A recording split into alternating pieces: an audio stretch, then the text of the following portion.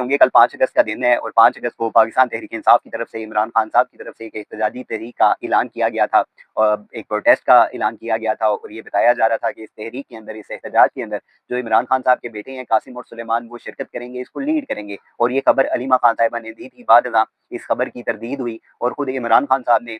ये सख्ती से ये वाज़ेह किया कि जो कासिम और सुलेमान है, उनका पाकिस्तान की सियासत के साथ, इस पाकिस्तान तहरीक-ए-इंसाफ की जो एक सियासी पार्टी है, उसके साथ उनका कोई लेना-देना नहीं है। वो अगर पाकिस्तान आएँगे तो सिर्फ मुलाकात के लिए आएँगे और इसके अलावा इस एहतजाजी तहरीक के साथ, पाकिस्तान की सियासत के साथ उनका कोई ताल्लुक नहीं है। जो रिहाई का मुतालबा है इमरान खान साहब का, वो जिस तरह वो कोशिश कर रहे हैं, एक इंटरनेशनल एक प्रेशर डालने की कोशिश कर रहे हैं, तो वो अपने तौर पे वो जारी रखेंगे। लेकिन पाकिस्तान में, पाकिस्तान की सियासत में इमरान खान साहब की इस पॉलिटिकल पार्टी के अंदर कासिम और सुलेमान का कोई हिस्सा नहीं है, कोई उनका काम नहीं है और यकीनन ये खुश आइंद बात है क्योंकि इमरान खान साहब जो एक मरूसी सियासत थी, जो नस्ल दर नस्ल मुंतकिल होती थी, उसके वो खुद खिलाफ थे और उनकी ये बात इस बात को तस्दीक करती है कि जो कासिम और सुलेमान है वो उनका पाकिस्तान की सियासत के साथ कोई लेना-देना नहीं है।